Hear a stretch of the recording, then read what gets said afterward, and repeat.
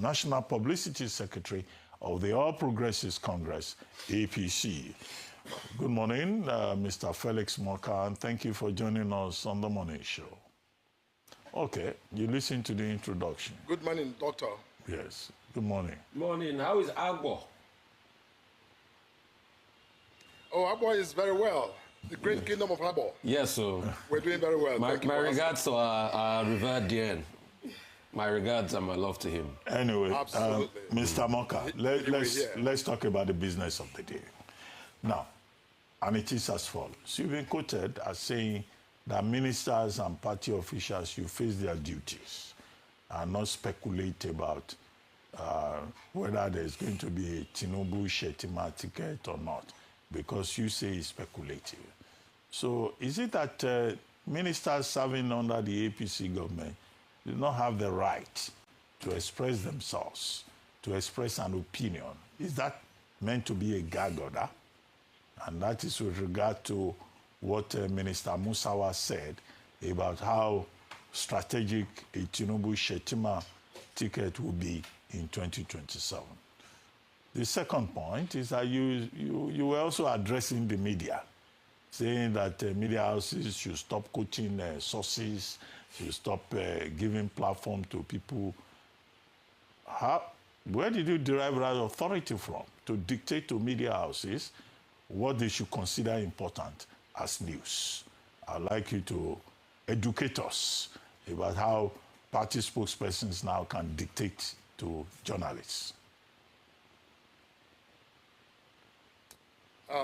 Thank you very much, Doctor, for having me on this show.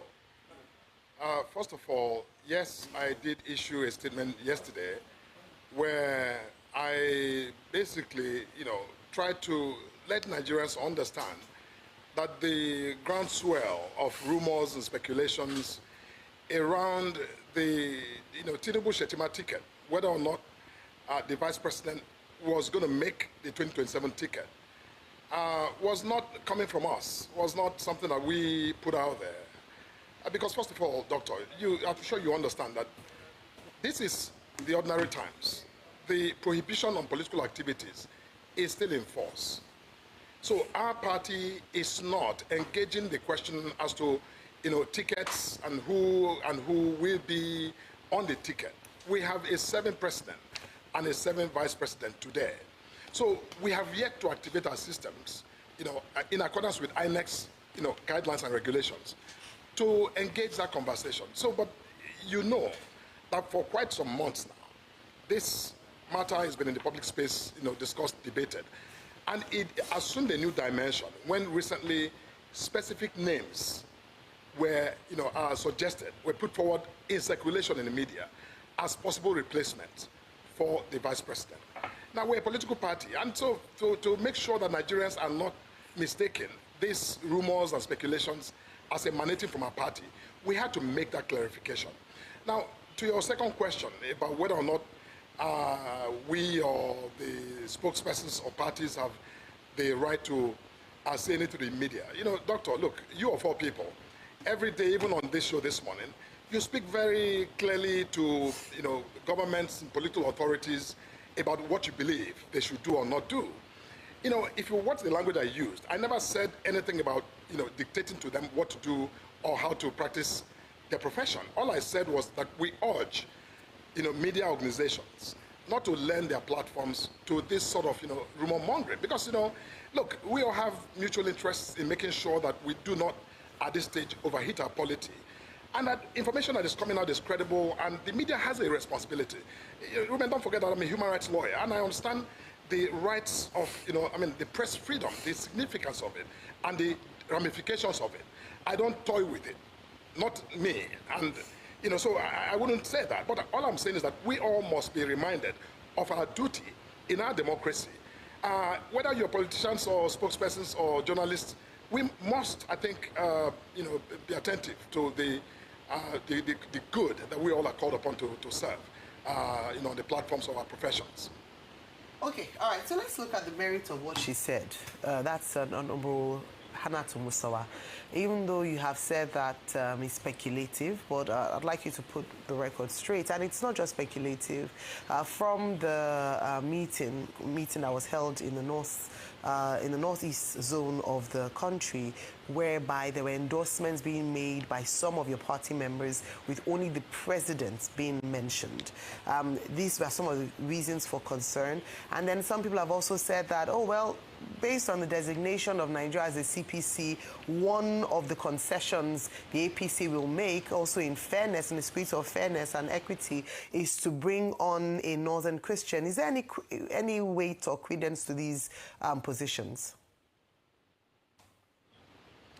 You see, what you're referring to that happened in the Northeast and elsewhere, quite frankly, are events where party members came together to affirm their confidence in the president for the job he's doing, and proposing that they will provide support to him for his re-election. Those are just legitimate party activities. Now, in ordinary times, the president is the one who is really at the head of the ticket.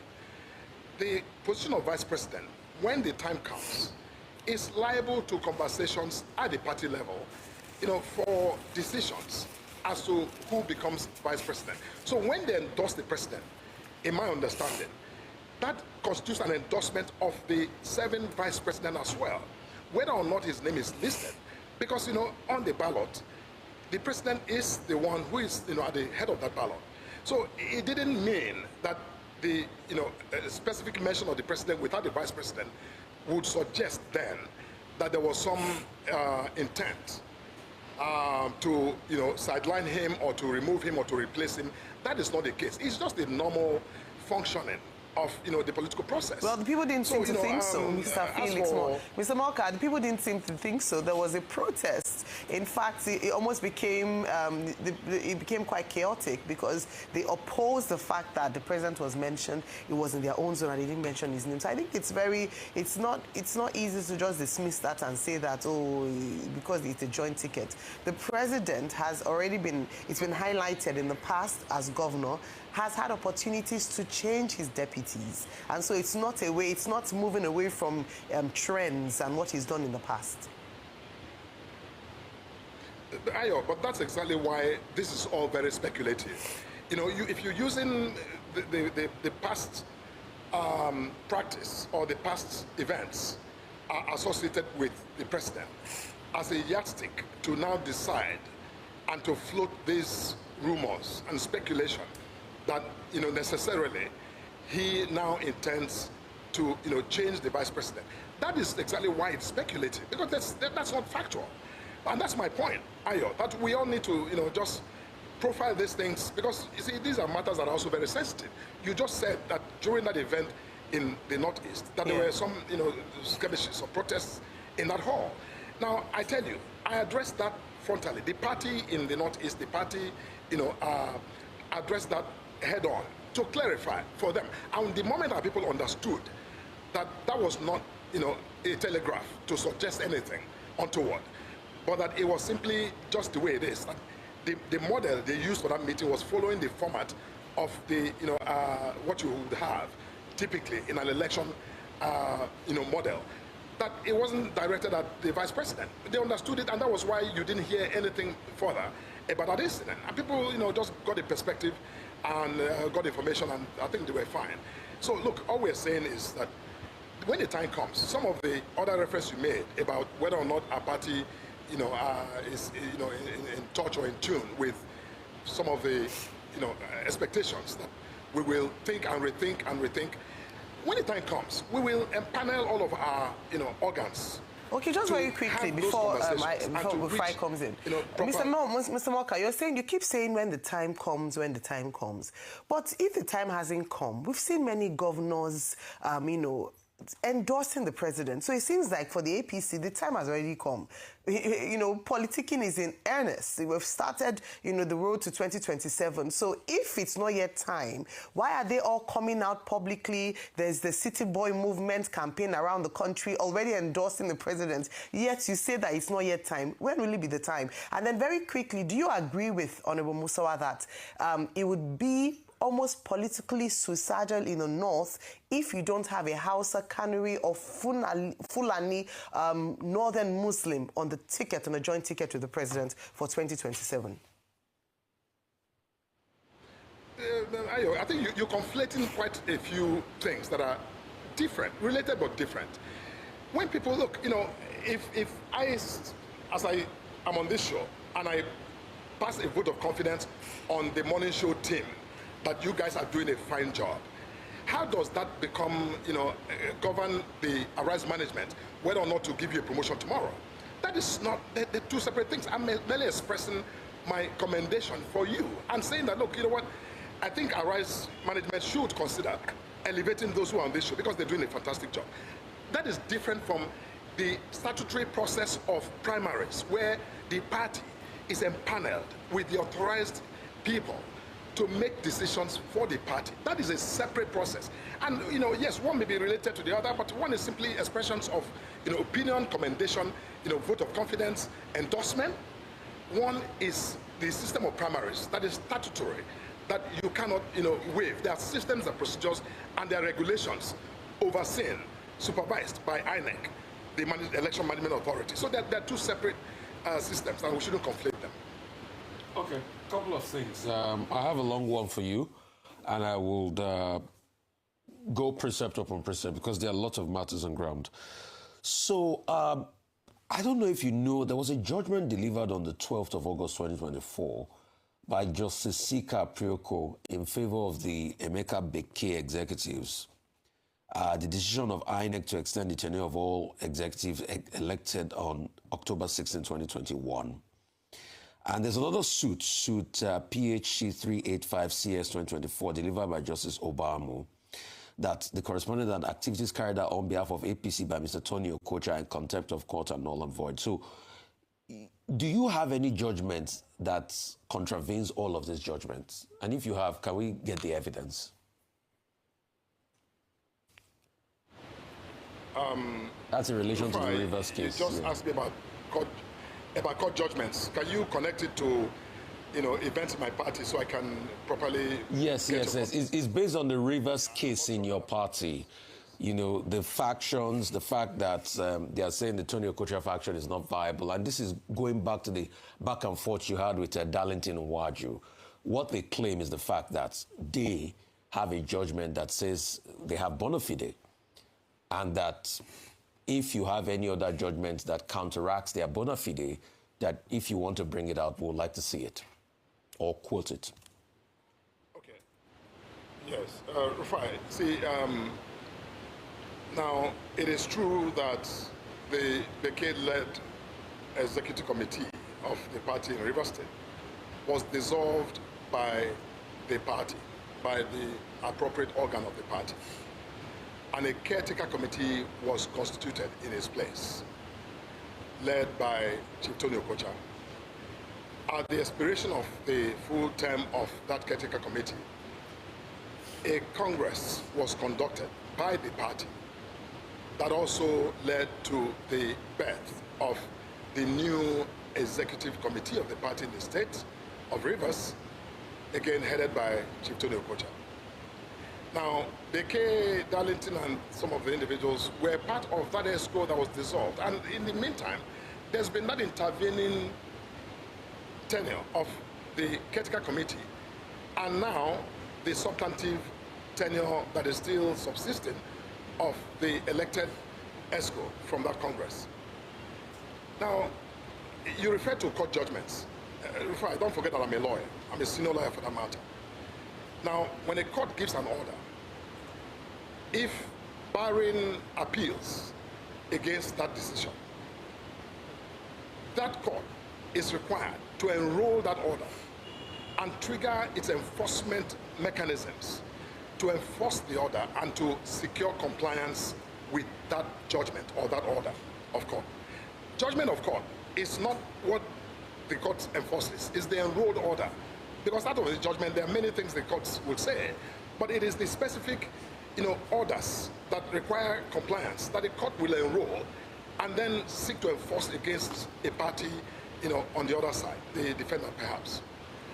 Now, listen, I am not the national legal advisor of my party, and I can't sit here now and tell you what has transpired or what is transpiring. But what I do know is that the National Working Committee has not said or done anything to upset the outcome of the Congress that is subsisting.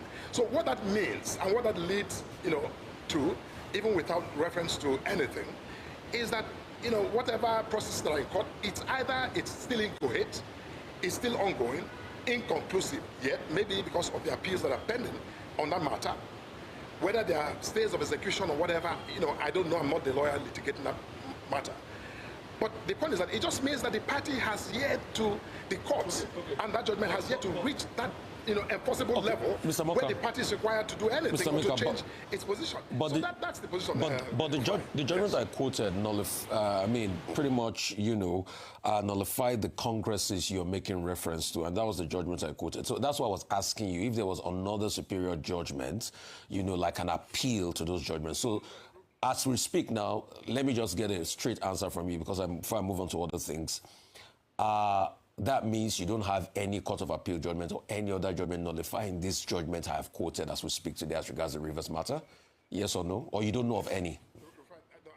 I've not said that, and that's really not my primary concern. My concern is that, what I'm telling you, that the appeals, whatever judgments that are relevant to this matter. So where's the appeal? Quote the appeal. In the appeal system. No, quote the appeal. They are really inconclusive. So just tell us about the appeal. Is there any appeal? Just confirm to us. Is there any appeal as regards this case? Okay, if you can't answer on that, let me move on. You don't have coherence answers that. Let me move on. As regards the assembly matters, there's a debacle between the governor and Wike in Rivers State. As regards the assembly members, now, I'm just seeing a story making the rounds that it has tilted towards the loyalists. The assembly members to fill up the seats, that were vacant in Rivers State. It has tilted towards the loyalists of Wike. Some sources are telling me that it was pretty much from above that they said, they should leave it for the Wike loyalists. Is it to mean that your party cannot stand with Fubara in this fight, despite the fact that it's defected to your party?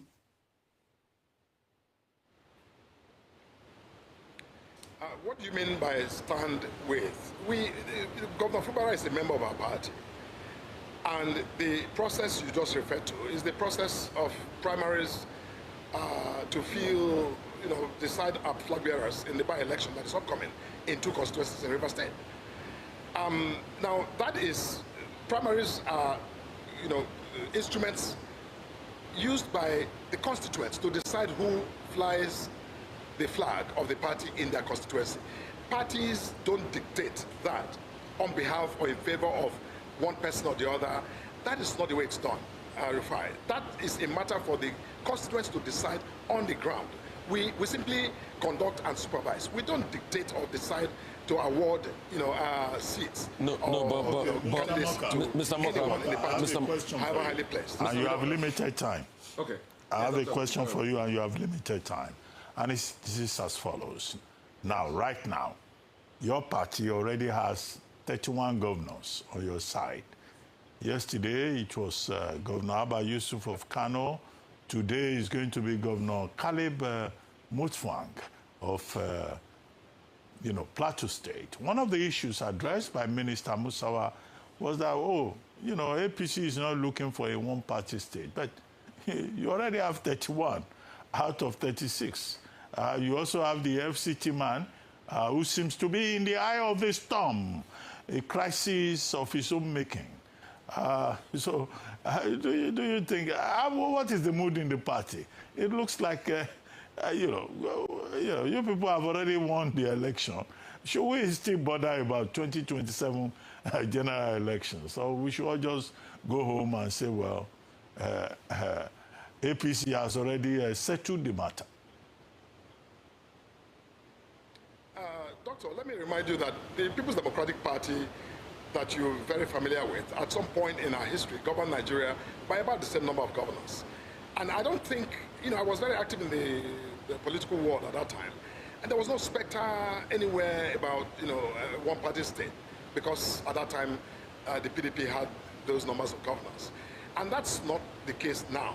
And I think we shouldn't equate the people joining our party with that mode, look, what you see is governors who are deciding to join our party to identify with, this resurgent Nigeria that this president is clearly positioning Nigeria to be. And I think that that's a good thing. But we are happy, we are excited about people who join our party. We cannot be gatekeepers to filter out or decide who comes and who doesn't come. If we did that, you will also on this show, seriously interrogate me about why we are, fending people away. So we don't do that because it's undemocratic. And I think that ultimately, democracy, throws things which sometimes we don't appreciate, may be difficult in the moment, but that's the nature of democracy. And we need to, flow with the fullness of the democratic idea. Okay, on that note, we'd like to thank you very much, Mr. Felix Morka, for joining us on The Morning Show. We take a